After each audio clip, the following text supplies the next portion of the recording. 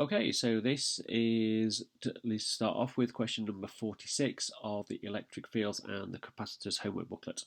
So question 46 starts off by showing us a graph, and it shows us a graph of how the charge stored by a capacitor varies with the potential difference applied across it. And we're asked to have a look at a table, this particular table over here, and we're asked to look to see by examining the numbers on this graph which row correctly identifies the capacitance and the energy stored in this particular capacitor. So this is actually a fairly straightforward multi-choice question because we simply just have to work the two things out from the information we've got. So to work out capacitance, we simply have the charge divided by the potential difference. If we look at this, the charge is simply 10, the potential difference is 5. So that's 10 microcoulombs divided by 5 volts, which gives us 2 microfarads. So therefore the correct row is either A or B. It can't be C or D. We then simply have to work out the energy that's stored in this capacitor. Now, the energy stored in a capacitor for this particular graph is the area under this line over here. Alternatively, you can simply just use your equation, which is in your data booklet, which is a half Q times V. If we just use those numbers, we've got half multiplied by 10 microcoulombs times 5 volts.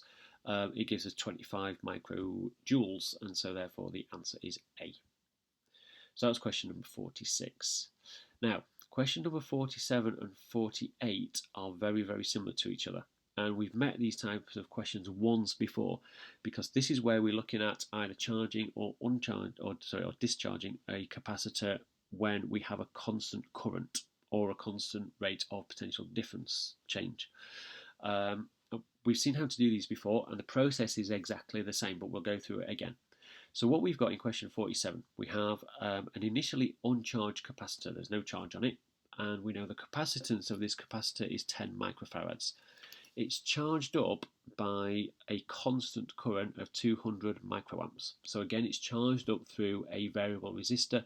The resistance of the resistor is altered in order to make sure that the current stays the same.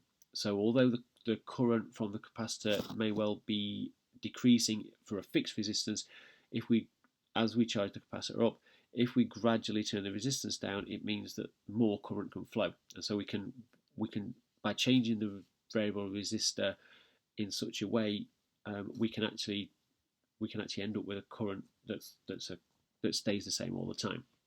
So we want to know after what time the potential difference across the capacitor is 2000 volts. Well, we start off in exactly the same way that we did when we saw these kinds of questions before. Because this current is constant, we can use this equation over here. So the current is the charge divided by the time. And we know that for a capacitor, the charge stored on a capacitor is equal to the capacitance multiplied by the potential difference across it. So we can take this equation and simply plug it into this equation over here. And if we do that, we get the current is the capacitance, which is a constant, multiplied by the potential difference divided by the time. And if we rearrange that, we get the time is equal to the capacitance multiplied by the potential difference over the current.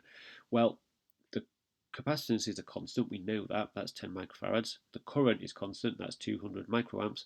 And the potential difference is we're charging up to the potential difference of 2000 volts. So the time is simply the capacitance multiplied by the potential difference divided by the current. And if we do that, we get 100 seconds. So therefore our answer is B. For question 48 is basically exactly the same thing, apart from we just asked the opposite way around. This time, and the important thing to notice is, again, these things highlighted in yellow. So this time we're told that the voltage or the potential difference across the plates rises at a constant rate. That can only happen if it's being charged up with a constant current. So all of these kind of approaches are now applicable. So we've got a 400 microfarad capacitor. It's charged up so the potential difference across the plates rises at a constant rate. So the current is also constant. And the potential difference goes from 0 volts up to 4 volts. And it does that in a time of 20 seconds. We want to know what the current is being used to charge this capacitor, and it'll be a constant current. So we do the same thing.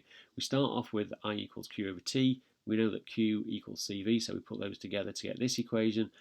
we don't have to do anything else now. We know the capacitance is 400 microfarads. We know the potential difference we're charging up to is 4 volts. We know the time is 20 seconds. We just put those numbers in. We get 8 times 10 to the minus 5 amps. So therefore, that's the same as 80 microamps. So therefore, the answer is D. So these approaches, this approach where you have a constant current is very important, and you really need to be able to know how to get from a definition of a current to something that involves the capacitance and the potential difference in the time. And if you do that, actually then it becomes really, really straightforward. So while we're here, we'll have a quick look at question 49. So in question 49, we have a capacitor which has a capacitance of 10 microfarads, and it's fully charged through a resistor to a potential of 20 volts using the circuit shown.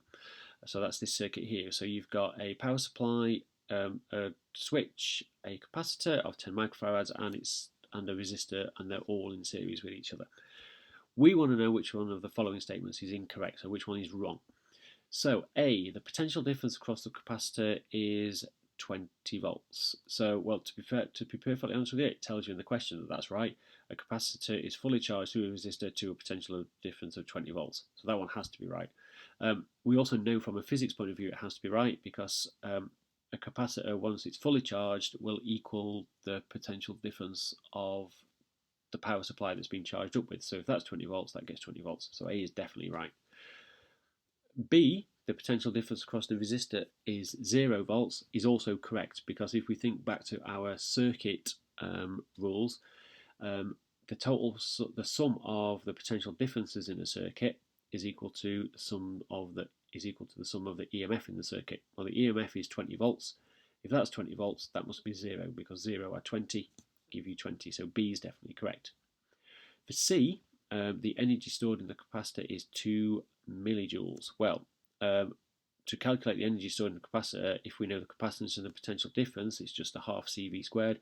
If we take our two numbers, so we have half times 10 to the minus 6, which is our capacitance, multiplied by 20 squared, gives you 2 millijoules, so that's definitely right as well.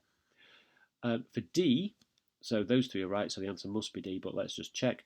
The total energy taken from the battery during charging is 2 millijoules. Well, that's not right. Basically because some of the energy is going to be dissipated in the resistor. In other words, some of it's going to be used up, for example, as heat or something like that. So not all of the energy is going to make its way to the capacitor. Some is going to be dissipated or used up within the resistor. So the answer to that is D. So therefore, multi-choice questions from the electric fields and the capacitors homework booklet.